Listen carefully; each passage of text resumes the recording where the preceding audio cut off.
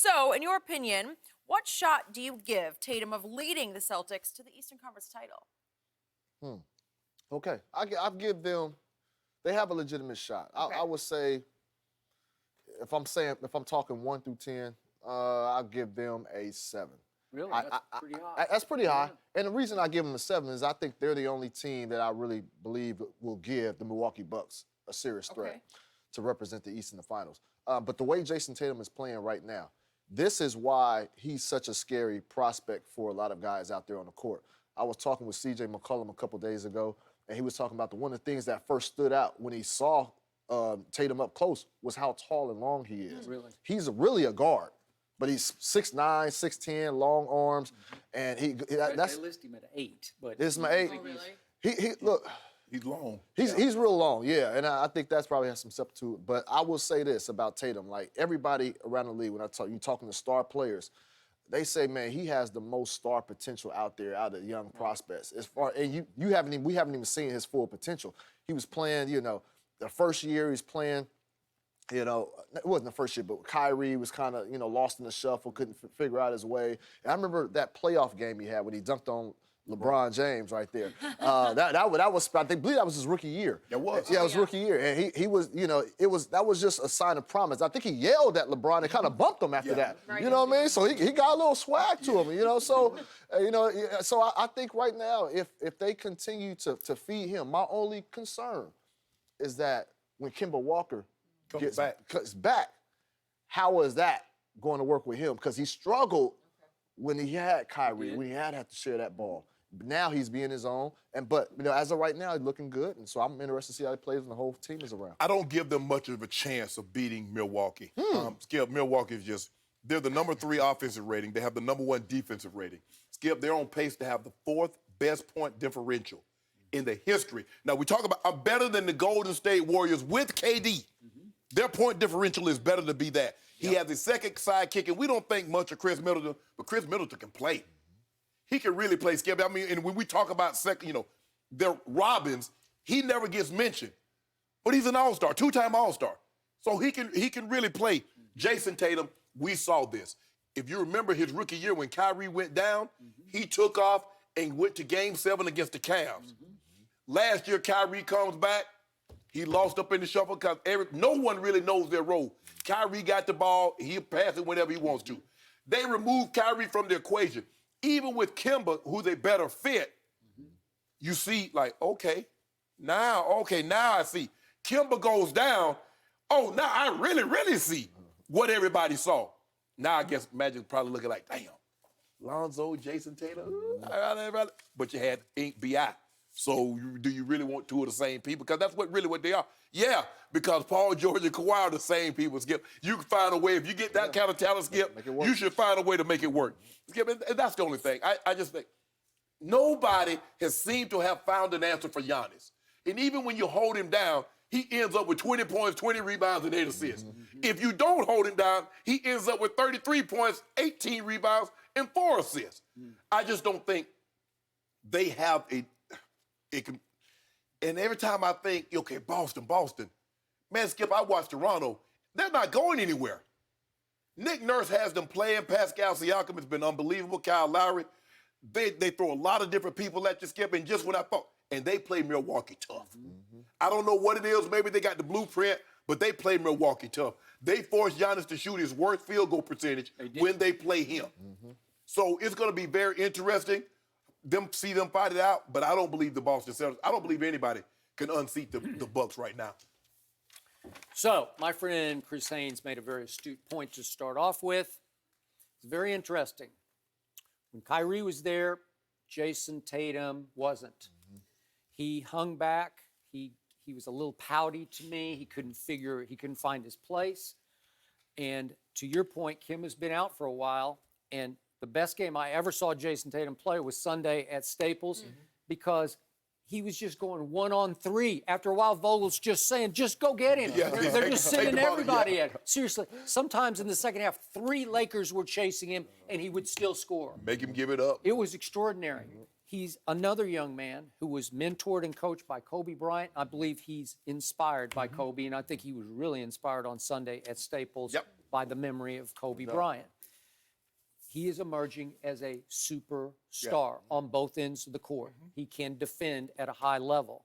They're interesting because he's really their tallest, he's their tallest starter for sure. So they're going small ball almost like Houston is when you, because Tice is their center and he's 6'8", right? So They were doing it first, Skip. they were before doing it. Houston, yeah. They were doing it. When Kemba comes back, they go really small, right? Really small, yep. Okay, so they're trying to do the Rockets method in the East.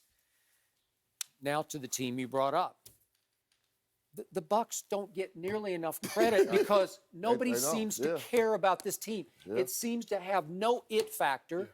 There's nothing provocative or intriguing about it at all. Right. But it is becoming Golden State without the star power.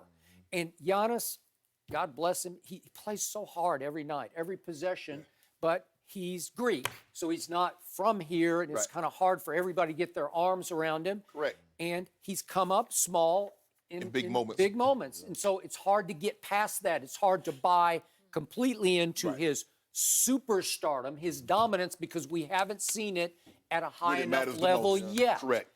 But this team is, to your point, it's doing things that are all-time great, because just listen to this, just off the top. This is what Boston's going to be up against. The Bucks are #1 in scoring in the NBA. They're #1 in rebounding in the NBA, #1 in defensive efficiency in the whole league, #1 in pace. This is the fastest team in basketball, the Bucks. And they What? shoot the 4th most threes. And they shoot the 4th most. They only make in percentage 14th, but they're shooting so many that they can just blow you. They can run you off the court and they can shoot you off the court. Yep. All at once.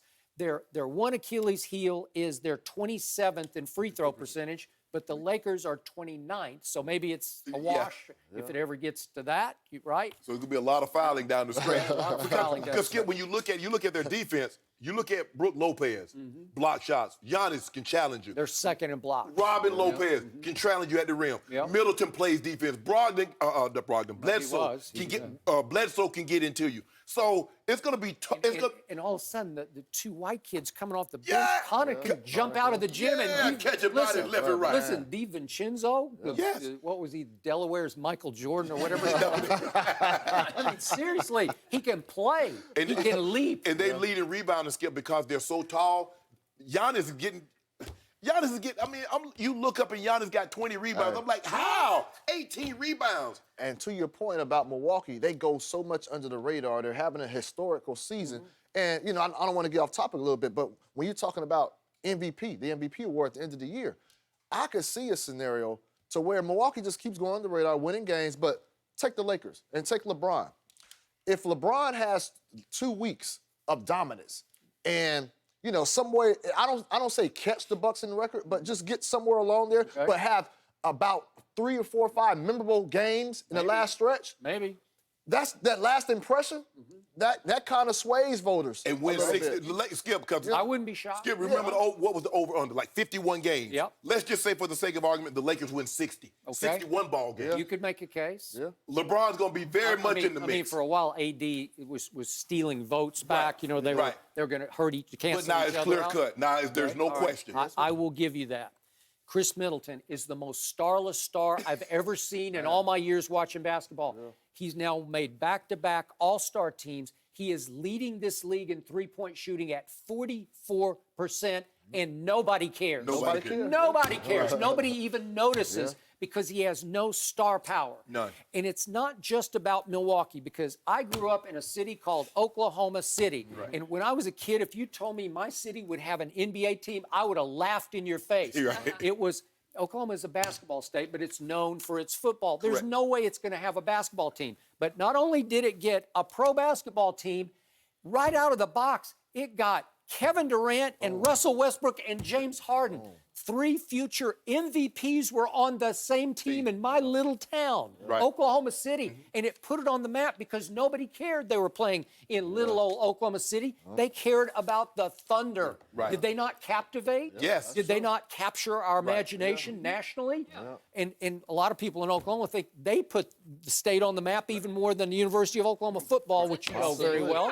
Okay, so it's not about Milwaukee. It's about the charisma of the team. it doesn't have much. And I'll say it, Skip, to my point, what I made earlier, like, and it shouldn't be that way. Like, if Milwaukee is having such an outstanding year, Giannis has been dominating all throughout, and in a quiet fashion, he should get the award. But I just know how some voters are swayed by, the Lakers get talked about a lot. LeBron has some big marquee games on national TV. Yeah. Could kind of, in a way, it shouldn't be that way, but that's how it is a lot of times. You got a point. Look at Middleton's numbers, Skip, when Giannis doesn't play. Remember, he dropped that 51 piece. Okay. He hit the big shot against did. Washington. Yeah, Because they were nipping Tuck, Bradley, Bill goes He had a bonkers. couple in overtime where I was Yes. like, what? Yes. And for them to suck it up and come back and win in overtime and then back-to-back go win it. Giannis fouled out that game against Washington, Skip. He did. So it was Middleton carrying them.